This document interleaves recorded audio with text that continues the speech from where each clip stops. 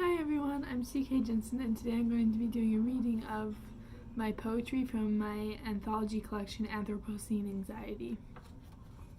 This is a poetry collection I wrote for my watershed ecology class. I'm a scientist as well as a writer, or aspiring scientist. I'm in university right now, but part 1 is entitled What I've Learned. Word War. In the midst of a war of words and tumult of opinions, where the media is not to be trusted, or is it, how do you know what to believe? Cotton Eye Joe questions. Where does it come from? Where does it go? Questions unanswered from long, long ago. The ancient Greeks fought harder and harder all about water. Was it from the where the wind blows, or the earth below? Now we know the first was right. Water circulates mostly out of sight. The water cycle is key, and humans play a critical role, you see. It's up to us to be caretakers, peacemakers, protecting acres and acres of land and sea, whether covered in water or covered in trees. Ancient anxiety, what we now call Anthropocene anxiety. Hercules performed 12 labors. I wonder if he had ancient anxiety. Faced with wicked problems, day after day after day, he succeeded eventually, but I still wondered, did he give in to his anxiety? Sisyphus rolled a boulder up a mountain. I wonder if he had ancient anxiety. The futile efforts of pushing the boulder day after day after day, never able to stop, never able to rest. Did he give in to his anxiety? Prometheus stole fire from the gods to solve humankind's problems. I wonder if he had ancient anxiety. For his wickedness he suffered. An eagle ate his liver day after day after day. Did he give in to his anxiety? Narcissus stared at his own reflection in the water. I wonder if he had ancient anxiety. Unable to face the world day after day after day, preferring to stare at his own perceived perfection. I think he gave in to his anxiety. Anoxia.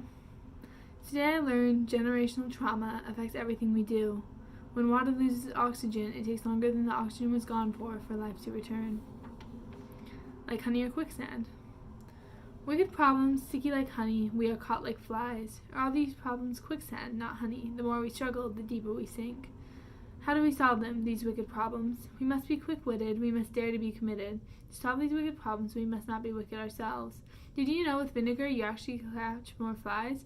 I don't know how quicksand factors into the equation. But honey isn't so bad, it has all the nutrients we need. Maybe solving these wicked problems will be good for us, but we'll see. Lines written in class, March 28th. Today in class we talked about wicked problems that are too large to comprehend and impossibly solve them. The worksheet this week I just took a glance, but seems like a complicated dance. Everything is connected, says the ecological laws, but along with that come so many flaws. Time is running out, and this is something we cannot do without. Everyone is in charge, or no one is, and somehow this all feels like a pop quiz. And even as we try to fix it, we're causing it and wondering, is this it? Is this the way the world ends? It depends. As we try to solve these problems, are we discounting the future, sentencing it to rock bottom? I think this is the root of my Anthropocene anxiety. I don't feel like I can suffer this quietly. Every day I'm inundated with wickedness, and like someone reminded the class, wickedness never was happiness. It's too much for a single human mind, and every day I wonder, what peace can I find? Part 2. What I feel.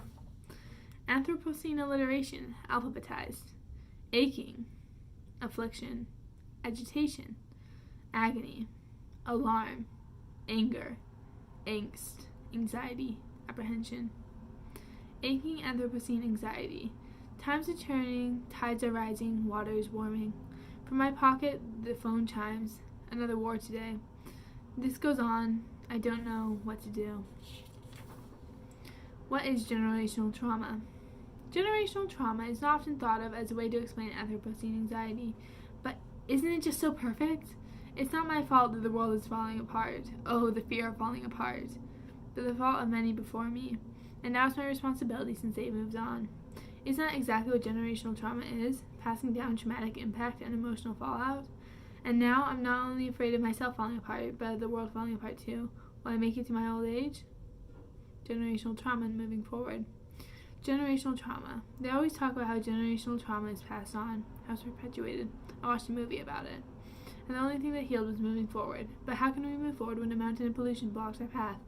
Everything must go somewhere, even us, but as we fill up the earth, we have no place for anything to go. Are we smart enough to save ourselves? I think I should assert myself. I don't think we need to be smart enough to save ourselves. I do think we need to be kind enough to save ourselves, though. I think. I think I need to stop saying I think. You're not supposed to say I think in an essay. My teachers always said, assert yourself. We do not need to be smart enough to save ourselves. We just need to be kind enough to save ourselves. Kinder to the earth, kinder to others, kinder to the water, the wind, and the bees. If we are kinder, we just might save the world.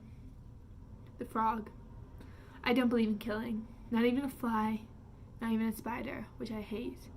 But I have a secret I have never told anyone. When I was a child, I accidentally killed. I swear it wasn't my fault. I was walking along grass and later felt something on the bottom of my shoe. It was a frog. How could my little feet do that to one of my favorite creatures? It felt like betrayal of the worst kind. This memory haunts me, the flat little frog, smaller than my 6-year-old palm, smaller than my foot. It is the only time I have touched something dead, something that breathed that was alive only a few minutes earlier. And I wonder, are we going to be haunted after we kill the world? I buried the little flat frog under a plum tree in a row of plum trees in spring, and now the body must be gone, decomposed. I don't even remember which tree it was. And I wonder, are we going to forget what we did to the world? A conversation with myself. Current me. What causes your Anthropocene anxiety? Anxious me? Where do I begin? There's climate change for one, but I think what bothers me most is plastic. Current me. Why does plastic bother you so much? Anxious me. It's such a wicked problem, and it wouldn't be a problem if we hadn't made plastic so ubiquitous. Current me. But plastics were and still are really useful. Can you imagine life without plastic? Anxious me. No, I can't, which actually makes me really sad. I wish I could imagine life without all this Anthropocene anxiety, but I just can't. It's crazy to me that some people are able to ignore this anxiety if they have it at all. Current me. What are you going to do about it? Hopeful me. Well, I hope to make a biodegradable plastic alternative that's just as cheap or cheaper than plastic. I would love to use chitin from fungi to do that. It would be like biodegradable vegan plastic. Current me. That sounds like a good plan. What do you need to do to achieve your goal? Hopeful me. I have to go to grad school somewhere where they work on biopolymers. I think that would be really cool. I have to keep going. I cannot give into this Anthropocene anxiety. Part 3. Plastics. Plastics, circa 1907. Ode to plastics. So light, so strong, so easy to use. Bakelite is coming to you soon. It is the greatest help to mothers anywhere. Safe for kids and good for company. Like your favorite neighbor, plastic is always there. A plastic for every purpose, say yes, say yes. One day you may even wear it as a dress. Hooray for plastics, herald of change. Hooray for plastics, a sign of a new age. Plastics, circa 2022. Oh no, plastics. So light, so strong, so easy to use. They blow away in the wind. They never break down, at least not in our lifetime. Too easy to use, so hard to say no to. Not safe for kids, and like your annoying neighbor, plastic is always there. A plastic for every purpose, they said. They didn't mention all the world would be dead by the time the last plastic is gone. Oh no, plastics, herald of death. Oh no, plastics taking away our breath.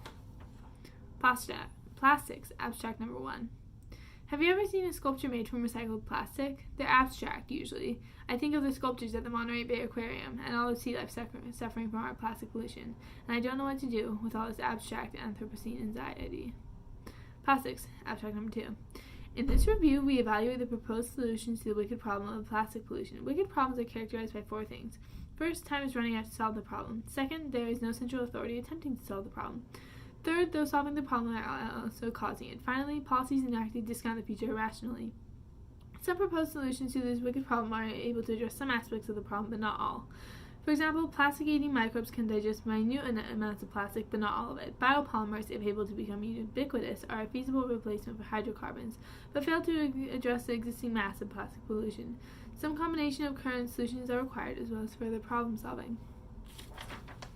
Part 4. Antidote to Anthropocene anxiety. The grace of wild things.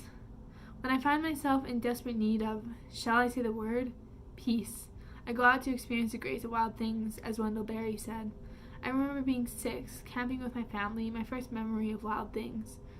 I remember being 10 and playing in the yard. The moss enchanted me. I remember being 14 in the California redwoods, and when I realized how small I was, how insignificant my worries. I remember being 18 after a panic attack, and the waters of a stream brought me calm. I am now 22. I want to remember the grace of wild things. I want to remember Wendell Berry. Forest Cathedral. I grew up in a church full of people, but now I know the whole world is my cathedral. Every fallen log a pew, cushioned with moss and drenched in dew. When I seek an antidote to Anthropocene anxiety, when my breath catches in my throat, I return to a holy place of forests and waterfalls, and I find grace. Where is grace? A supple twig crowned with leaves floats down the creek. I walk with it, I keep pace with it. It gets caught on a rock. I keep walking. I can't afford to stop and be still. In order to receive the peace, the stillness, the solitude of wild things, I need agitation, movement, distraction to get out of my head. Where is grace? Where is the enabling power that fills in all the gaps in my imperfectness? Where is that personal individual aid so hard to define? Where is the peace that surpasses my limited human understanding? Stop! I need to slow down. Like Mary Oliver said, you don't want to hear the story of my life, and anyway, I don't want to tell it. I want to listen. To the waterfall, the wind, the bees. Even in paradise, Adam needed grace. I'm not in paradise, so how much more do I need it? It only takes a pinpoint of light for all of grace to come through. Sunlight, shadows, drape onto dirt, dabbling light. There's more than a pinpoint, so where is grace? Is in the waterfall, the wind, the bees? I'm trying to perceive the sublime, the eternal, the stars, trying to fathom constellations where there are none, or are there some? The fault is not in our stars, but in ourselves that we are underlings. Nature cares nothing of my absolute need for grace, for peace, for solitude, for healing. It exists in its own duality, but cares nothing of mine. I wonder, search, seek, strive, agonize, want to know, need to know how to reconcile two halves that fit together perfectly, but are too complex to parse. Inseparable, like the water drops as they tumble over one another in the stream, the leaves cut up to me. 5 green fingers grasping for something they cannot reach. Is grace beyond my reach? There's no loneliness like mine. The leaves are gone again, further downstream. I lost them, lost track of them, lost track of my thoughts, lost myself somewhere along the way. I'm trying to find them, myself, my thoughts, grace. A woodpecker taps at the tree at the edge of my consciousness, at the edge of my hearing. A dam breaks somewhere upstream, or somewhere within me, somewhere. Grace comes flooding in, filling every gap, every crack, every hole. In my heart, in my mind, in my soul. I am whole. That was all I have for you today, but thank you so much for your time and for listening. I really hope you enjoyed it. I guess leave a like. I don't really care, but have a good day.